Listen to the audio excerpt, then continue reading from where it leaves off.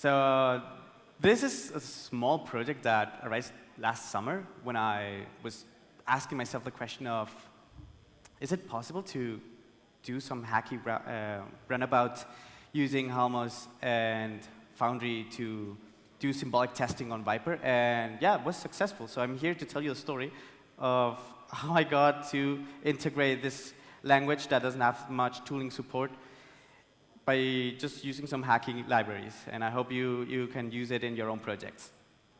So we're going to follow this index. So it's quite short. So who am I?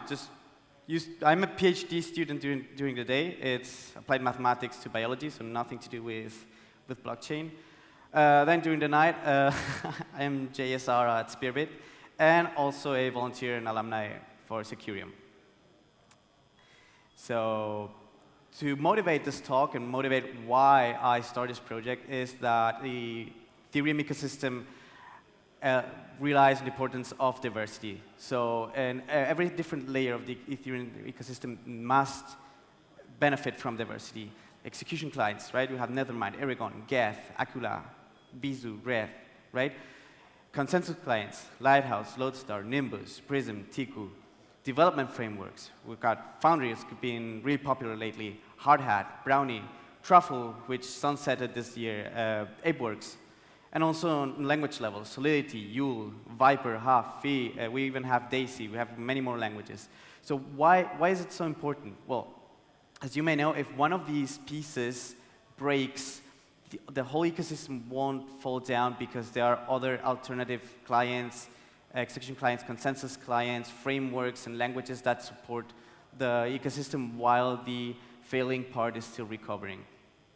Imagine that everyone ran a Geth node, which is almost there, like almost 2/3 of the nodes are Geth, so that's not pretty good. But well, imagine everyone ran a Geth node, and I imagine that there is a critical bug in the Geth node that would break the entire system.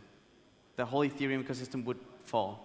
So that's the importance to run high diversity. Same with languages. In fact, we're going to focus in this talk with Vyper, which is the second most popular language behind Solidity. So why Vyper? As you may know, there was an exploit that affected certain pools of Pure Finance in July 30th of this year.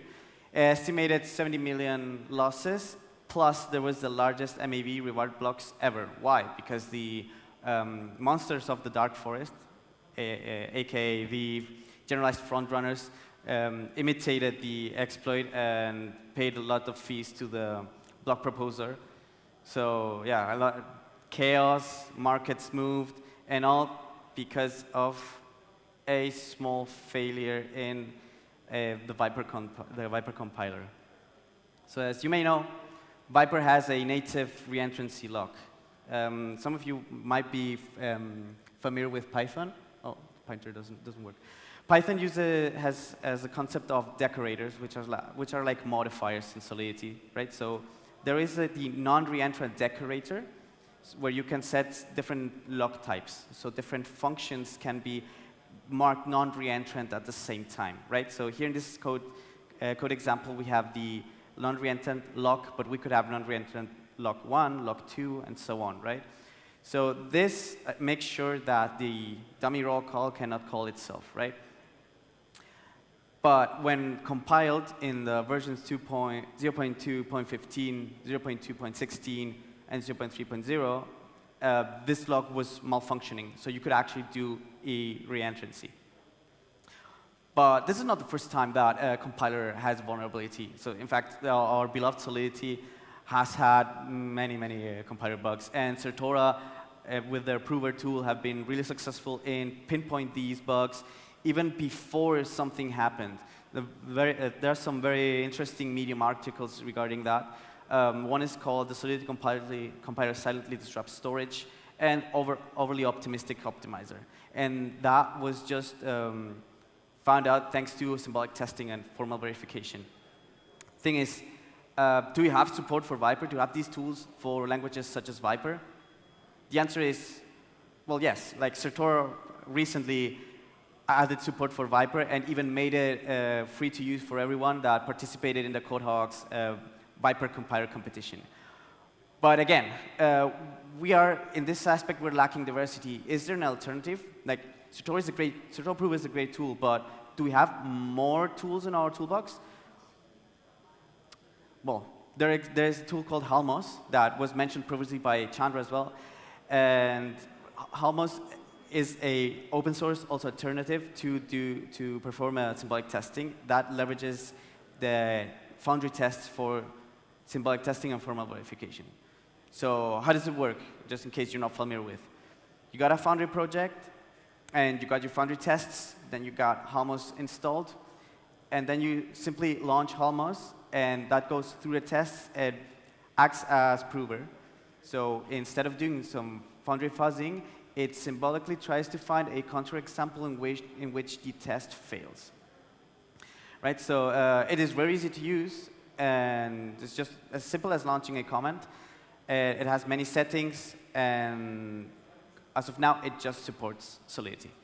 So is there any way we can leverage this to support Vyper? Question is yes. There are several libraries over there that make a hacky integration that allow us to work on Vyper. Remember that when you compile a smart contract, you get a EVM bytecode. And as Sertora usually explains during their talks, you get Solidity, you get the EVM bytecode, and then you do like a decompilation, right? Because the truth lies in the bytecode, not in the language source code. Due to these compiler bugs, there can be some missing piece in the middle. So what we're doing here is we are taking Vyper contracts, we're compiling them, then we take that bytecode and deploy them through Foundry, and then we write tests for that bytecode. We have to write on Solidity, but we are actually testing bytecode generated by the Vyper compiler. So what are the ingredients? Vyper compiler installed. You will need Python for that. You'll need Foundry also installed. You will need Foundry tests, obviously written in Solidity, that are specific for your Vyper contract. Do not forget that since you're interacting with a raw bytecode that you're deploying using the create opcode, you will need to have an interface. You could do raw calls, but it's easier to create a Solidity interface for your Vyper bytecode.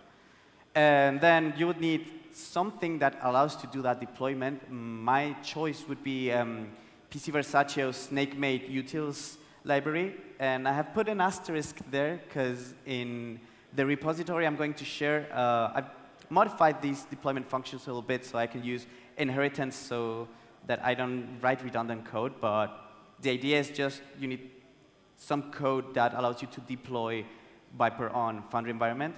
And of course, you would need the latest Halmos version. So if you had that, it crashed. Why? Because you would need of the foreign file interface cheat code, which I personally integrated into Halmos. So you're welcome. No, I'm just kidding. So you can use that from now on in your Halmos projects. So what would be a demo?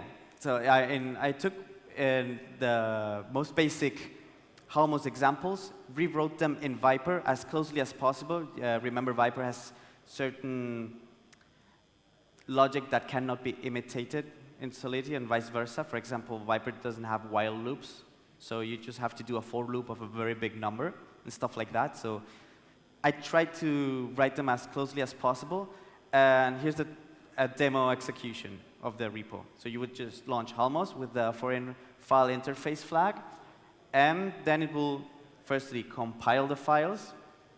That consists on all the library files and all the helper files. So as you can see in the screen, the first test is the is power of 2, which is the native Halmos Solidity example. It'll take a while, to be honest, because it's symbolic testing. And you will see that there are certain results. It checks certain paths, and it has no bound because the test passes. But later, you'll see that there's the same function, the same contract but written in Vyper. Since it's the same thing and has like the same interface but different language, you can actually use the same tests. So if you visit the repo that's in the QR, you will see that the test for the Vyper version, which is running right now, is just inheriting the test from the Solidity version, and just the deployment environment is changed, which within the setup function of the test. So as an important note that I haven't been able to solve is that although it should be the same, the Vyper bytecode that I deploy into the environment runs slower than the Solidity one. You can compare the time frames. See 22 seconds versus 27 seconds. And then second one is like 1.71 seconds. So it's kind of variable. You will see now we'll have like 6 seconds or so. But well, this is an example that we can actually run successful tests in Vyper, and then you will see the next example where we actually have a failing test. So for the Solidity version, we get the counterexample, as you can see here. And shortly, you can also see the counterexample in Vyper. Obviously, the counterexample doesn't have to be the same because you might have ranges of failing values. Here you can see this is the counterexample for the Vyper version. And yeah, for what the video concerns, I had to stop it because execution was way too long. But well, this is just a proof of concept, so I'm happy to contribute with the Halmos team to integrate Vyper into their workflow for symbolic testing down the line. So yeah, I would like to give special thanks to Dajun Park and Karmakoma because they were really helping out when writing the PR and doing the merge and writing the test for the foreign file interface cheat code. Yeah, that's it.